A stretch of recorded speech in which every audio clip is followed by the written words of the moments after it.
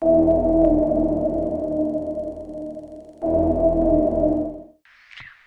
buenas, un cordial saludo. Bienvenidos nuevamente al Caldero con Andy. Hoy tenemos dos invitados especiales, ya no sé cómo llamar a Julio. Tenemos a Susi Carballo Herrera, quien es escritora nacional, conocida normalmente como La Cazadora.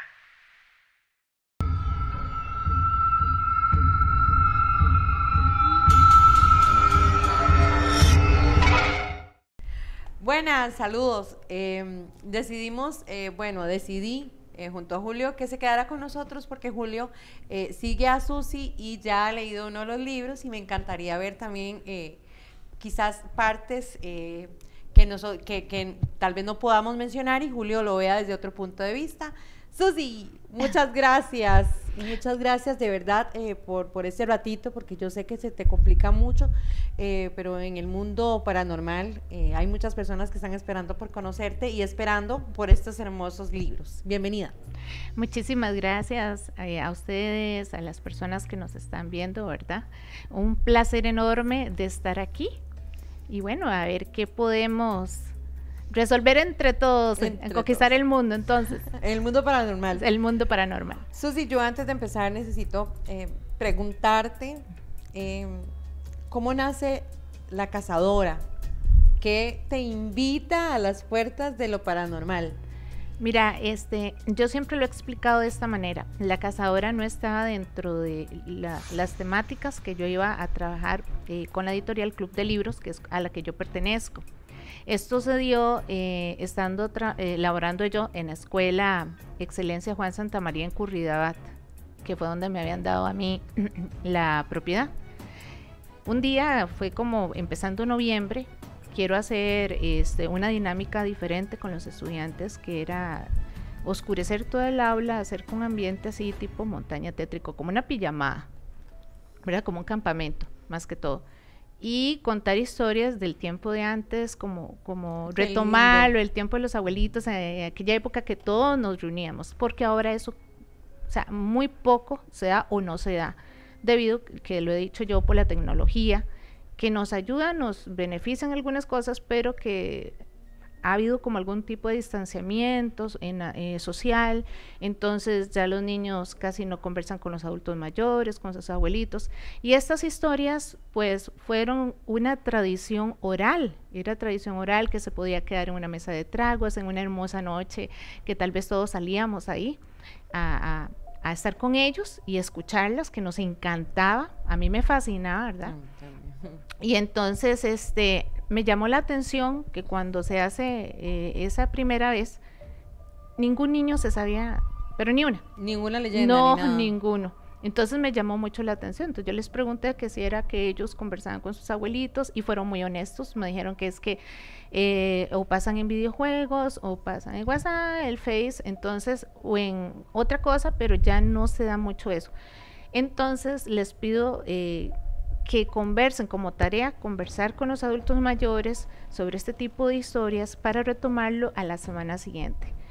Cuando ellos regresan, mira, estaban fascinados, la experiencia fue riquísima, es más, toda el aula quedó oscura y un foquito, nada más uno, para que el que iba a hablar y exponer lo que había investigado se alumbraba. Entonces aquello todo así, todo muy tétrico. Qué lindo ejercicio, porque también les quita el miedo de hablar frente a la gente. Qué arriesgado, porque hay más de un papá ahí que se puede haber quejado, ¿verdad? Ah, no, sí, pero no, vieras que sin embargo, gracias a Dios siempre he topado con padres de familia con los que he hecho un muy buen equipo.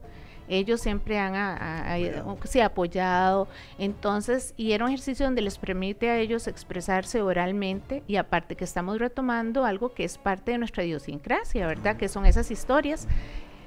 Entonces, digamos, yo empiezo a darme cuenta de que a ellos les fascina, que les gusta, y por qué no retomar este tipo de historias y recuperarlas, porque yo decía, si esta generación no las conoce, ¿qué va a pasar dentro de unos años? Entonces es cuando me doy a la tarea de ir conociendo, ¿verdad? Se me presentó la oportunidad de algunos lugares que pude visitar en Costa Rica.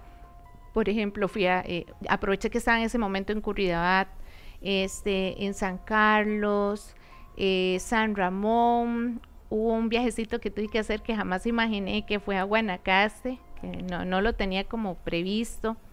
Oportunidad de conversar con trabajadores de los hospitales, ¿verdad? En el caso de San Ramón fue un señor que él, y eso me encantó, porque este tipo de personas quieren contar su historia. Y lo bonito es que ojalá fueran historias reales, entonces no era solo del tiempo de antes, sino actuales, pero que fueran, tuvieran eso, que fueran reales. Y él me llamó porque él quería contarme lo que él había vivido cuando trabajó en uno de los hospitales, que por cierto nunca los menciono por respeto, porque el temor de ellos es que como trabajan en el hospital, si yo digo cuál hospital es y doy el nombre de la persona, entonces pues les puedan hacer alguna llamada de atención o algo. Al final lo que importa es la esencia de la historia. Entonces, siempre lo pongo en un hospital de gran área metropolitana, no caigo cuál, entonces nunca se van a dar cuenta y cambio el nombre el nombre del personaje, pero la esencia. Para cuidar la integridad, me pasa mucho también en los casos que no digo ni dónde estoy, ni quiénes son los afectados directos, para cuidar la integridad de la persona, ¿verdad? De hecho, esa es una de los cuidados que tiene la cazadora como tal. Siempre cuando la persona me regala su historia, me la cuenta, yo siempre le digo, usted desea que se conserve el nombre del lugar así con exactitud, usted quiere que su nombre aparezca. Si la persona me dice que no, porque lo único que desea es que se conozca la historia, le digo, perfecto. Entonces, y eso sí, después de la portada están los nombres de las personas que han colaborado, pero nunca se va a saber quién es la historia de quién, ¿verdad? Okay. Entonces eso es muy importante. Y este señor me contaba, es que aquí es donde digo lo rico de ser cazadora, cuando estás al frente de la persona y lo ves porque es como si te permitiera, te transporta a ese momento. Y las expresiones de la persona. Exacto. Para el pelo cuando están contando. Exacto, es ver usted lo acaba de decir, las expresiones de ellos a la hora. Viera ese señor cuando me decía, ¿pero por qué? ¿Qué hice yo? De hecho, él sí me permitió esa grabación que yo la tengo donde él hace, ¿pero por qué? ¿Qué fue lo que hice yo para que me hicieran esto? Yo no lo entendía, fue que le hice un mal a alguien, porque este señor trabajaba en una morgue y él me contaba que en aquella época a ellos no tenían las comodidades que tal vez ahora sí se puedan presentar en los hospitales, que les tengan algún cuartito para que ellos puedan descansar. Entonces él me decía que para poder dormir un ratito en la noche cuando quedan solos, era seleccionar varias de las sillas que estaban como colocarlas así, una aquí, otra aquí, otra aquí, donde trabajaban los oficinistas, los que estaban las secretarias, para poder dormir, y a veces hasta para estirar el pie, porque tal vez la última se corría. Y dice que un día a él lo que lo despierta es que él no puede respirar bien. Dice, lo habían envuelto exactamente igual a como ellos envuelven a las personas que han fallecido para que se mantengan en una posición, digamos, seleccionada, ¿verdad? Porque ellos siempre necesitan el cuerpo de una determinada manera. Y dice que a él se lo hicieron exactamente igual. Entonces él no podía moverse, y tras de eso había un ente que estaba ahí, dice él lo menciona como una sombra que se reía de él. Eso fue tal vez la parte que más lo asustó, porque él decía, pero ¿qué fue lo que yo hice? ¿Por qué me hace esto? Y dice que él trataba de zafarse y esa cosa ahí atormentándolo con su risa, pero no la puede definir, era una sombra negra. Y dice que ya después, como pudo, dice que empezó a rezar, a pedirle a Dios, dice, empecé a bajar a los santos, a los ángeles, dice, hasta que ya pude. Pero también, ¿quién me sostuvo para que en el momento en que yo intentaba y me movía intentando zafarme, yo no cayera al suelo? ¿Quién me sostuvo? Entonces, pero viera lo rico de ver la expresión de ese señor. ¿Quién? Me decía, pero ¿quién? Como esperando como si yo tuviera una respuesta, ¿verdad? Okay. ¿Verdad? Entonces, son de las cosas maravillosas que ha sido el ser cazadora. Entonces, al ver la reacción de estas personas y ver el apoyo para el primer libro, sobre todo los adultos mayores que dijeran, por fin alguien las está documentando, sí, por fin alguien, entonces es que decido que venga Cazadora 2, que es la de Cazadora de Historias Paranormales. Ok, todas estas historias que hay en estos libros de la cazadora son 100% reales. Ya les dijimos, modifica quizás la localidad y las personas afectadas. Gracias, Susi, porque nos regaló estos dos para rifarlos. para las personas que estén comentando por acá o bien para las personas que estén compartiendo. Al finalizar este programa vamos a estar dando los ganadores. Susi, gracias. Para aquellos que quieran obtenerlo, igual se pueden comunicar por medio de Susi. Susi, el punto que llegaste de que las leyendas y todo ese tipo de información se está perdiendo porque ya no nos sentamos con los abuelitos, y yo en algún momento yo le pregunté a mi hijo también en algún momento, ¿usted sabe qué es la Llorona? O algo así. O sea, muy poca información o esa información que es de los abuelitos no la tenía porque no había un abuelito que se sentara a contarle ese tipo de cosas. Julio, ¿vos leíste el 1 o el 2? El 1, ¿verdad? El 2 acaba de salir. Yo a Susi la conocí en una página, estaba rifando un libro también, me gané el de otro muchacho, pero después de leer el libro del muchacho quise leer el de ella y me encantó. Me gustó mucho porque así como ella dice que los documentó, así es como si usted, digamos, yo soy del tipo de persona que, por ejemplo, una vez estaba yo en una finca en Guanacaste, que alguien me llevó, ¿verdad? Y había un guardia con la esposa, y yo dije, estos deben saber un montón de historias de acá, ¿verdad? Y lo primero que dije en la noche fue, oiga, ustedes aquí que asustan, y empiezan las historias. A mí me encanta eso también, cuando uno lee este libro de Susi, uno siente eso, como que le están contando a usted una historia, sin ponerle teología, sin ponerle explicaciones, sin complicarlo. Sí. Le están contando a usted historias directamente. Como dice Susi, eso me parece muy curioso, mucha de la gente ni siquiera entiende qué le pasó. Claro, a mí como me encanta la teología, yo voy leyendo las historias de Susi y voy pensando, mira, es un alma perdida, mira, se quedó pegada seguro por eso, voy pensando todo eso, ¿verdad? Pero las historias de Susi simplemente están contadas así, muy neutralmente, me encantó a mí. Sí, de hecho, en ese libro 1, no, es en el 2, hubo algo curioso, que es que a la hora en que uno hace también el recuperar esta historia es investigar, porque ellos dicen una cosa, pero también hay ciertos datos que uno tiene que tener cuidado. Por ejemplo, hay el de una familia que vivía en Jicaral de Guanacaste, y a ellos les pasó varias situaciones que yo me quedé impresionada, y ellos mencionan una emisora de radio. Entonces yo decía, en esa época esa emisora realmente estaba con este tipo de programa en específico, porque todo tenía que ver con el último programa de la emisora. Entonces lo que me di a la tarea de llamar a la emisora para ver en qué año fue que esa emisora empezó a funcionar y si en esa época realmente esos programas los daban, ¿verdad? Porque esos son los cuidados que no solamente el escuchar, sino también sería un investigador. Y igual me pasa con una de las historias de un señor, porque usted sabe que las personas en el área rural tienen una manera de hablar diferente.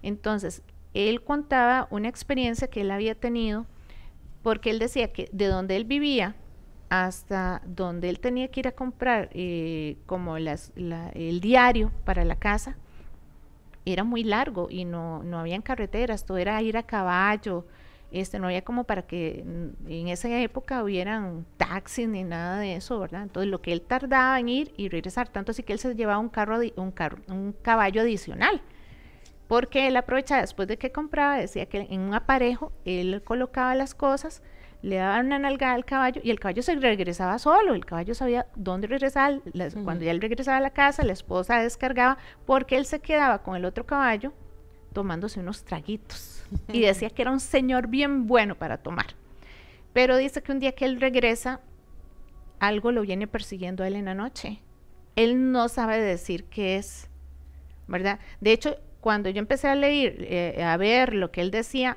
porque él piensa, cuando ellos me lo cuentan, ellos piensan que era la Tule Vieja, pero yo decía, no es la Tule Vieja, porque igual ya uno va teniendo no. Sentía la presencia maligna de que lo seguía. Pero él estaba seguro que era la Tule Vieja. Le digo, no, es que esto no me suena, yo no puedo poner la Tule Vieja porque la descripción que él da no es la Tule Vieja.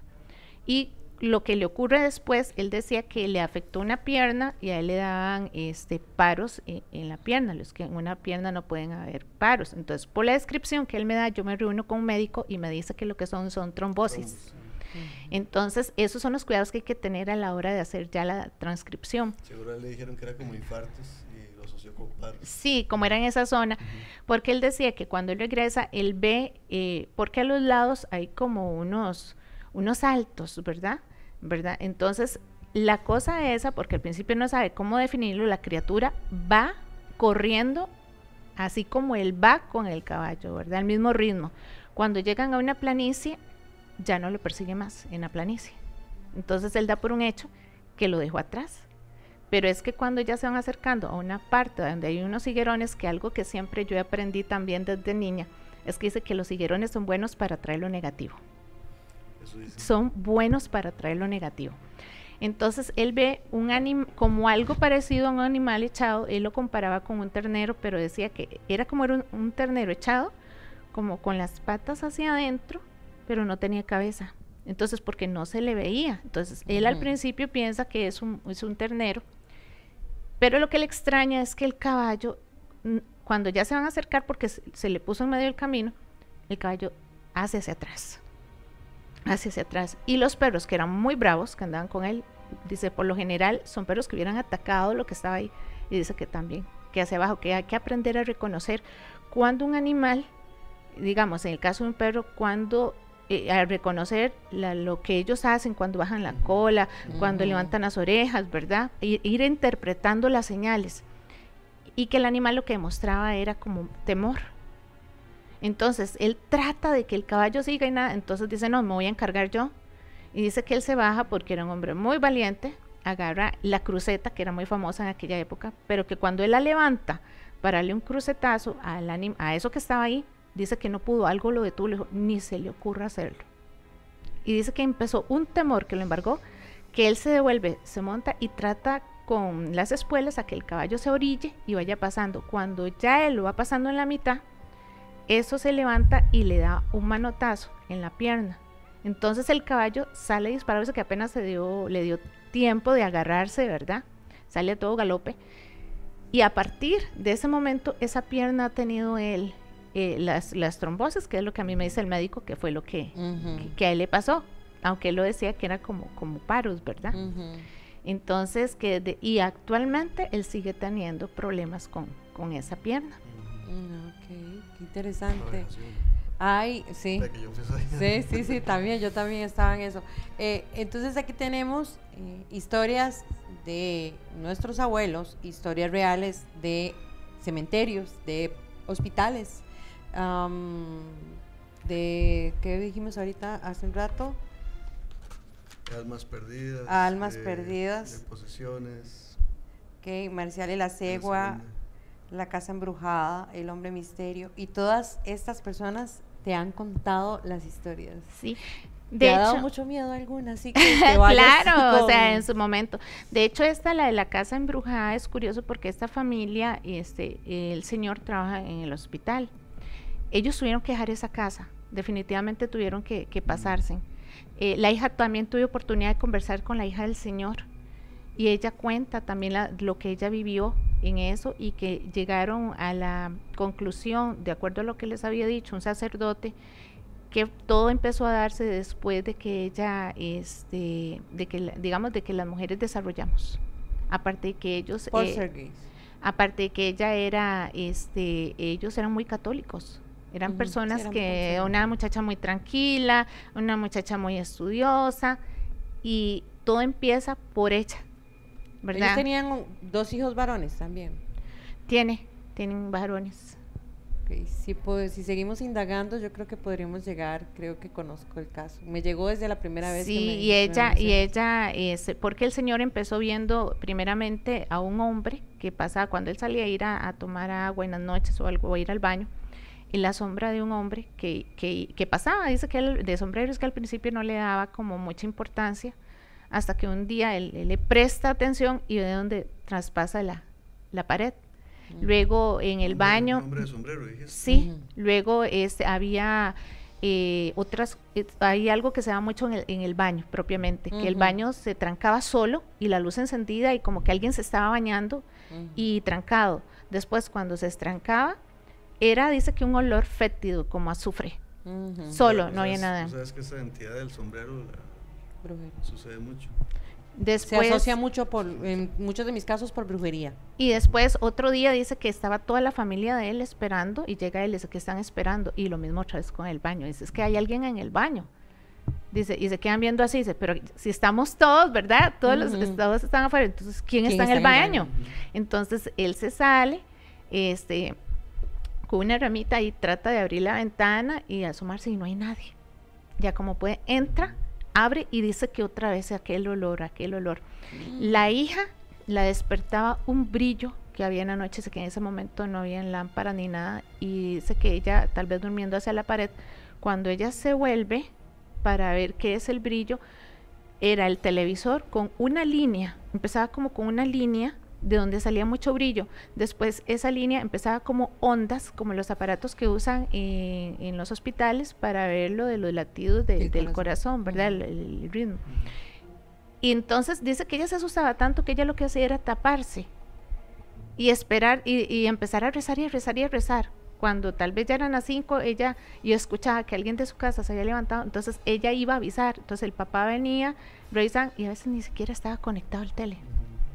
Entonces empezaron a darse un montón de situaciones que tuvieron que irse de esa casa. Susi, una pregunta, digamos, el primer libro usted lo hizo más como un experimento y entonces en el segundo ya se volvió más investigadora, ¿o cómo fue su evolución de aquí a aquí? Es que yo siento que eso pasa, yo pienso que con todos los escritores, que como vos vas publicando, vas avanzando, vas madurando, entonces la escritura de uno a la escritura de otro se va evolucionando más, porque entonces ya vas aprendiendo algo de algún detallito que se te escapó aquí, entonces vos decís, mira, en voy a tratar de esclarecer un poquito más, ¿verdad? Como ubicar un poco más al lector, de no entrar de una vez así en la historia, sino que hacer como una pequeña intro, ¿verdad? Con respecto al caso que se va a ver. Por lo menos qué está pasando, qué puede ser lo que está pasando. ¿Te ha tocado darle recomendaciones o algo así? A las personas. Las recomendaciones, cuando alguien me pregunta sobre esto, es que no soy, primeramente, sí aclaro, no soy cazafantasmas, que es siempre lo que aclaro, que la gente confunde a veces. Su papel es más de documentar. Yo lo que hago es documentar las historias. Y en realidad me parece bien, porque si no uno se puede sesgar. Y siempre nosotros como investigadores no podemos plasmar las historias tampoco. Yo empiezo de una vez a explicar ahí todo. Exacto, entonces lo que hago es como documentar eso, porque yo siempre digo que para eso están los investigadores paranormales, que ya son los especialistas del tema. Sí he aprendido cosas porque con esto me he tenido que relacionar, informar. Tengo amistad con varios investigadores, la gente de ADES, la gente de investigación paranormal y así otros más con los que he tenido. Entonces he escuchado, he ido aprendiendo de cada uno. Entonces el hecho de entender que muchas veces no podemos pensar y que hay que ir con mente de que no siempre voy y voy a encontrar esto, un espíritu, sino que hay que cuando algo es paranormal y cuando algo es parapsicológico, ¿verdad? Ajá, sí, pero también tendrías, digamos, no eres investigadora, pero te estás yendo a un lugar donde hay eventos, entonces deberías también cuidarte vos. No, sí, por supuesto, digamos, con respecto a eso, es que hay mucho de trasfondo, lo que pasa es que uno nunca habla mucho de uno, porque si la gente llega a saber ciertas cosas, te etiquetan. Claro. Entonces, ahorita no es recomendable que me conozcan de otra manera, sino como escritora que recopila. Ajá, perfecto. Más por el tipo de profesión que yo tengo, que soy educadora. Y que uno protege también por ese lado. Sí, la gente tiene esos tabús y todo. A mí me tocó en la transición de ser directora de equipo de investigación paranormal a ser tarotista, o sea, fue así como un vaso de agua para muchas personas, ¿verdad? Yo sí lo que le digo a la persona es, te voy a escuchar, te voy vamos a ver. Si en tal caso yo veo o siento o ya me percato de que hay algo más, entonces para eso está cualquiera de los equipos que yo conozco, la gente que sí te los podría recomendar para que hables con cualquiera de ellos, porque ya en ese campo yo caso la historia, los bichitos otros ahí que con ellos ya están que nos van a tratar con ellos, pero sí he topado con casos que me han llamado la atención porque es rico la investigación y lo mucho que puedes aprender y que te pone a pensar hasta dónde ciertas películas están basadas en hechos que realmente fueron reales, ¿verdad? Por ejemplo, como el caso que te mencionaba de los pacientes del 204 y el otro era la 300, bueno, 14, que son personas que murieron, pero que una persona fue una persona, tengo entendido que buena, y la otra persona pues cometió actos que no debía como que, y que al final se dieron cuenta después de lo que sucedió. Por ejemplo, el del paciente del 207, cuando él muere, en ese momento se hace un post-mortem y resulta que la muchacha estaba embarazada y el otro muchacho lo estaba apoyando y resulta que dicen que empezó la luz como a bajar y ellos se quedan así. De hecho, ellos dicen que en un hospital cuando la luz se va, inmediatamente entra la planta de emergencia. No ocurre en este caso. Entonces ellos les llaman la atención, llaman a los de mantenimiento y los de mantenimiento le dicen que qué extraño, que en el hospital nunca se fue la luz. Por eso nunca entró en funcionamiento la planta de emergencia, que eso tuvo que haber ocurrido únicamente en ese momento. Una esfera sale del señor, da 3 vueltas y se disipa y la luz vuelve sola. El cuerpo ya se ha muerto. Sí, iban a hacer el postmortem. El alma. Es que, entonces... Pero en teoría... Voy a tener que leer la historia porque ese es del 2. Y la muchacha, de hecho, dicen que la muchacha, ella entra en shock, la de la enfermera, y está embarazada, entonces ella no dice a sus compañeros qué fue lo que ocurrió, sino como que ella seguro se le bajó la presión o algo, porque ella decía que si ella confesaba realmente por qué se había puesto así, no le iban a creer, y menos por su estado en embarazo. La otra persona queda así como en shock, pero ese no se va hasta el rato, ¿verdad? En el otro caso, que es la otra paciente, estaba un doctor muy famoso en Costa Rica, que tampoco puedo decir el nombre, porque si no, ya todo el mundo va a saber quién fue, y de verdad, y si no se tiene el permiso. Sí, no. Este señor era muy reconocido, era un señor muy respetado, el médico. Él estaba en el momento en que se iba a hacer el postmortem. Estaban dos dos enfermeros y está el médico. Cuando de pronto otro de eso fue en la madrugada, la señora era judía. La hija siempre la cuidaba en las noches, pero casualmente esa noche ella dijo que no porque estaba cansada y también tenía que atender sus obligaciones. Ya le avisan al médico que la muchacha ya falleció, entonces él sube, están los 2 enfermeros, él le pone un estetoscopio y sí, le dice que sí, que entonces ya van a empezar a hacer el postmortem, cuando escuchan unas cadenas como un animal que arrastra unas cadenas.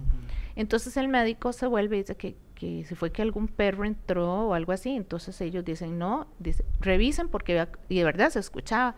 Empiezan a revisar debajo, a los lados, se metan al baño. Esta historia en el caldero, para los que siguen el caldero, esta historia que está contando Susi, la tuvimos aquí. Me parece bastante interesante, ¿verdad? Porque una de las personas que estuvo en ese momento estuvo con nosotros aquí. Sí. sí, por eso yo... Y entonces es eso que revisan, de verdad, ingresan y nada, hasta que después la señora, que en teoría ya había fallecido, dice que abre los ojos y pega un grito, pero dice que fue un grito increíble y ya, se va otra vez. Entonces, ellos como que se quedan todos así, ¿verdad? Ese cruce de miradas, le ponen el estetoscopio y pasa lo mismo, o sea, eran las cadenas, o sea, llegó el... Porque después de que ella gritó y ya otra vez le ponen el estetoscopio y se cercioran que verdad ya está, se oyen lejos ya las cadenas. Como llevándosela.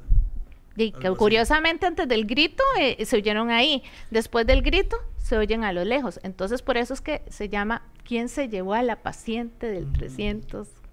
Wow.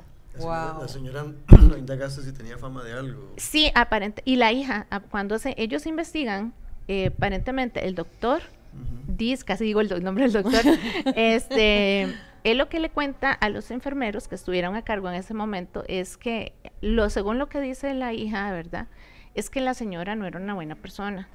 O sea, era una persona que se burlaba de los demás, que le hacía maldad y lo peor de todo, tráfico de niños. No. De órganos. Entonces ya sabemos tráfico quién de se lo órganos. llevó. Sí, claro. Tráfico de sabemos órganos, quién se lo llevó. tráfico de órganos, entonces eso ya es muy delicado. Entonces, Claro. ya ahí, sáquenlo por lógica, o sea, algo bueno no creo, ¿verdad? Es lo que hablábamos, ¿verdad? Que mucha gente cree que no existe el infierno y demás, ¿verdad? Pero vean las evidencias que a veces sus uno se acciones la van a dirigir. Susi, yo creo que ya casi nos va el tiempo. Sí, ¿verdad? yo creo que ya. Una pregunta más, nada más. No, en toda esa gente que entrevistaste o las casas que fuiste, ¿hubo alguna casa o persona que usted dijera, wow, aquí se siente oscuro, se siente algo malo aquí? ¿No le pasó? Mira, a mí ha pasado gente que quiere contarme su historia, quiere relatarme, pero vamos a lo mismo. Vos sabés dónde puedes ir y dónde no. ¿Te ha pasado entonces? Sí, de hecho hubo un señor que con este segundo que me llamó hace poco, y te cuento que sí me preocupé en el momento porque sentí una vibra muy fea. El señor me dijo que él quería contarme una historia, entonces en qué lugar nos íbamos a ver, pero me empezó a decir que él en las noches levitaba, o sea, viajes astrales, que para acá, para allá, y que él había tenido contacto con el demonio, con el diablo, y que el diablo, pero lo que más aseguraba era que el diablo no es como la gente cree, no es bueno. Entonces yo de una vez dije, y de una vez va bloqueado por Facebook, bloqueado por teléfono, bloqueado por WhatsApp, por todo lado, porque como te digo, uno también tiene que tener esos cuidados, hasta dónde uno puede llegar, hasta dónde es mejor dejar pasar. Sí, sí. Hay lugares donde es mejor y vos no no puedes meterse. darles una recomendación como tal ni nada, entonces mejor chao. Pues la felicito por la prudencia. No es tan fácil, la curiosidad a veces mata al gato, ¿verdad? Antes hubiera ido en todas a ver qué era lo que pasaba. No, ya en algún momento sí he dicho que no, uno sí aprende a seguir la intuición. Antes sí la dejaba en visto, la intuición, ahí la dejaba y yo seguía. Ya ahora sí, trato de ser un poquito más prudente. Pero eso no es que tampoco, digamos, como he ido, por eso yo siempre lo explico, a algunos lugares, no es que he ido a todos, porque uno también tiene que aprender a valorar. O sea, y es curioso, porque la misma historia, cuando la oyes, esa historia es, ven, yo soy para ti. Pero hay otras que donde vos la escuchas, ahí no. Ay, no. Susi. Muy bien, porque uno podría verse tentado que por rellenar el libro me mando cualquier historia. Exacto, cualquier cosita para conseguir mi historia, como una cazadora. Ella es una cazadora prudente. Susi, muchísimas gracias por regalarnos este ratico. Sé que para vos es muy complicado también el tema del tiempo y todo. Gracias por el regalo. Recuerden que ya casi vamos a dar los ganadores en sus comentarios y compartiendo. Julio, de mi corazón, muchas gracias de verdad por el tiempo que sacas para estar en el caldero y ayudarnos y guiarnos y a hacer tus aportes tan valiosos. Nos vemos la próxima semana. No sé si quieren despedirse. No, agradecerte realmente por haber compartido con vos, haber conocido ya a Julio. Ya habíamos quedado ciertas conversaciones, pero personalmente hasta ahora la pasé muy bien. Aprendí mucho también con lo que escuché hoy. Entonces, de verdad, felicitarlos por el programa, porque enriquece mucho y se aprende mucho. Gracias, Andy, por la invitación y qué bueno que coincidimos, ¿verdad? Porque como me había leído librillos, siempre había querido escuchar la historia. Conocer a la cazadora. A la cazadora. Muchísimas gracias, nos vemos la próxima semana. Gracias, chicos, gracias a Joc Medios. Feliz noche. Chao.